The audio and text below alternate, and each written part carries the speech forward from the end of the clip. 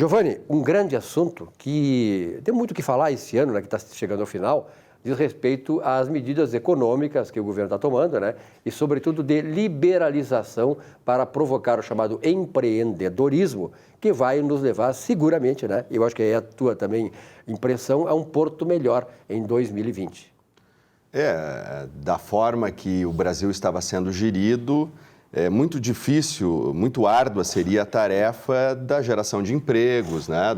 Da geração de riquezas, do pleno emprego no Brasil. Então, eu acho que a missão do governo que entrou a partir desse ano de 2019 exatamente é simplificar, é trazer formas pelas quais as empresas consigam aí gerar emprego e atrair os mercados, que no final das contas é o que realmente... Em primeiro lugar, provocar a que mais pessoas que estão carentes de serem, digamos assim, empreendedoras, possam realizar o seu sonho, né?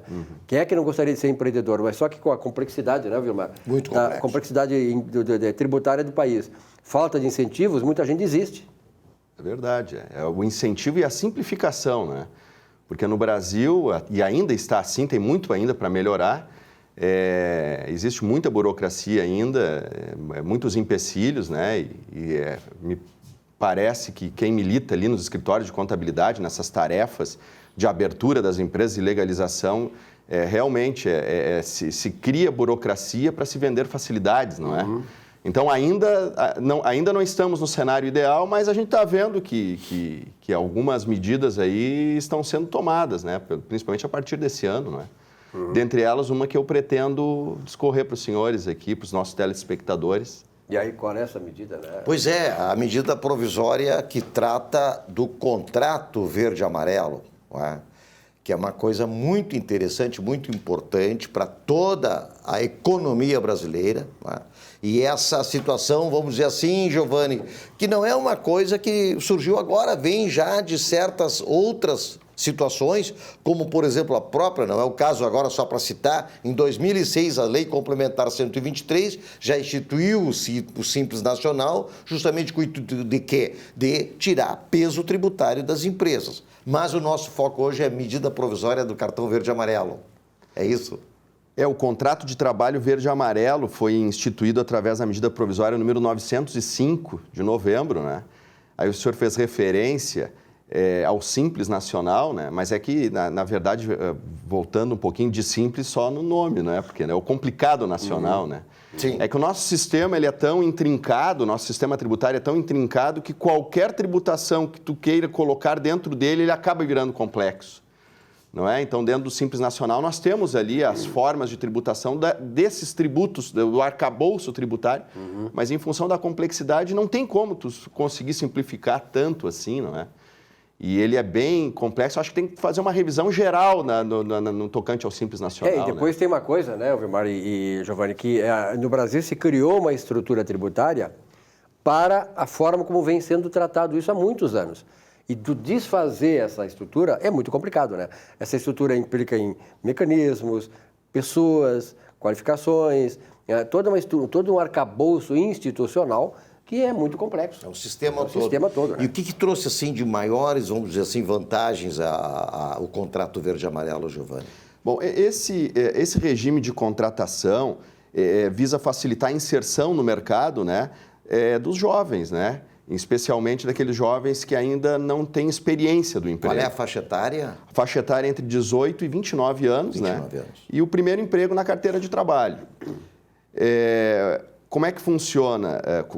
Funciona da seguinte forma. Existe um limite da contratação pelo regime verde e amarelo e esse limite é de 20% do total dos trabalhadores na empresa. Né? Então, 10 trabalhadores, a empresa tem 10 trabalhadores, até o limite de 2 pode ser contratado via esse contrato de trabalho verde e amarelo. Não vale demitir os atuais para admitir no sistema verde e amarelo, pelo que eu vi, né? Sim. Não pode demitir o cara, vou demitir tantos funcionários para contratar porque é mais barato. Mas é opcional, tu disseste pode ser, quer dizer, não é obrigatório. Não, então. não é obrigado. Acho que não tem mais no Brasil. O limite é 20%. Chega de obrigar as empresas a fazer alguma coisa. Mas o menor aprendiz é obrigatório, dependendo do número de pessoas e empregados. Sim, ainda é. Isso aí é uma legislação formação mais antiga do menor aprendiz, não é? Bom, a remuneração do jovem que trabalha pelo regime de contratação do contrato verde e amarelo é de até 2 salários mínimos, né? Na verdade, um salário mínimo e meio, dá em torno de R$ 1.500. Então, é o jovem entre 18 e 29 anos, o primeiro trabalho, ganha até um salário mínimo e meio, né? O limite de 20% do total dos trabalhadores da empresa. O tempo desse contrato de trabalho é até 24 meses, até 2 anos. Nada impede dele permanecer trabalhando na empresa. Claro. Só que o contrato, ele aí passa a ser pelo regime normal a partir do 25º mês, no caso, né? Quer dizer, na verdade, é uma boa entrada, né? Quer dizer, alarga a entrada no mercado de trabalho. Abre portas. Né? Abre portas, né? Isso é importante, né? Agora, claro que é necessário haver os incentivos, né? O governo propiciar uma atratividade para a contratação do verde e amarelo. E quais são esses atrativos? Bom, a empresa ela fica isenta do pagamento da contribuição previdenciária patronal. Fica isenta, hoje é 20% sobre o salário pago para o empregado, então a empresa fica isenta. E fica isento também dos 5 S's, dos S's. Senac, Sesc, SESI. Isso que pode chegar a 5,8% lá da folha, né? Um outro incentivo também é que o FGTS, ao invés de 8%, é 2%. Ah, entendi. O FGTS de 8 passa a ser 2. Tá, mas e qual é o incentivo para o empregado? O incentivo para o empregado é o seguinte, que a empresa pode, juntamente com o contra-cheque do mês, juntamente com o salário mensal, pode pagar as férias proporcionais, o 13º proporcional e ainda a multa proporcional do FGTS. Então, no contra-cheque mensal, além do salário nominal, o empregador ainda paga ali uma rubrica chamada das férias, 1/12 das férias, com 1/3 embutido, mais 1/12 do 13º salário, e ainda a multa do FGTS, que nesse caso aí tem um desconto de 50%. Né? Então, agora, o mais importante, Giovanni, desculpa dizer, o mais importante, Vilmar, para mim é o seguinte, é a oportunidade que esse jovem que está ali, fora do mercado de trabalho, tem de entrar no mercado de trabalho, porque é a grande porta de entrada. O cara está aí agora, né? Está desempregado, é o primeiro emprego que ele quer, então esta é a oportunidade. Fora isso, ele dificilmente ia ter essa oportunidade. Então eu vejo que o grande trunfo deste projeto de liberdade econômica, nessa carteira verde e amarela, é isso, né, Vilmar? Eu vislumbro duas, pelo menos, grandes vantagens disso aí. Primeiro, é ele entrar no mercado, como o Silvio falou, Giovanni, e mostrar o seu potencial.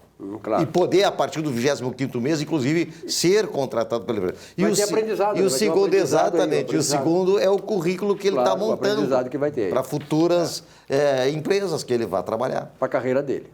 O Brasil tem uma grande massa de desempregados, né? E o povo está envelhecendo. Nós temos menos gente nascendo do que antigamente. Ele fala, o povo está envelhecendo, olha para nós. Alguns já, né? Outros ainda não. Na verdade, o Brasil está se tornando um país, né, de velho. Aliás, o mundo inteiro, né, essas crises na área previdenciária atingem a França, a Bélgica, a Noruega, até a todos esses grandes países que antes eram estabilizados. Por quê? Porque realmente o peso do custo previdenciário é muito grande. E não tem reposição, né? Tem países desses que a taxa demográfica é abaixo de 0, está morrendo mais gente que está nascendo. Então, não tem como financiar a Previdência Social. Era isso aí, Giovanni? Era isso aí, senhores. Então tá, obrigado pela tua presença aqui. Foi, acho que, uma coisa esclarecedora e, sobretudo, né, Vilmar? Nós trazemos aí, através do Giovanni, essa informação deste projeto que é fundamental. O Brasil, há muito tempo, não tinha um incentivo para o jovem começar a sua carreira profissional. Giovanni D'Agostin, Silvio, que estará assumindo dia 1º de janeiro a presidência do Sindiconta. E ele não conta pra gente isso. Sindicato dos Contadores. O sindicato mais rico do estado do Rio Grande do Sul. É isso grande aí, né, sindicato. Parabéns, Giovanni. Ótimo sucesso. Vamos fazer uma cobertura lá, né, tio? Vamos ter que fazer a solenidade de posse. Vamos troco dele lá, né, tio? Obrigado, Giovanni, então, por essa tua presença aqui, né? Nesse espaço que já está tradicional aqui no Economia e Desenvolvimento, que é conversando sobre contabilidade.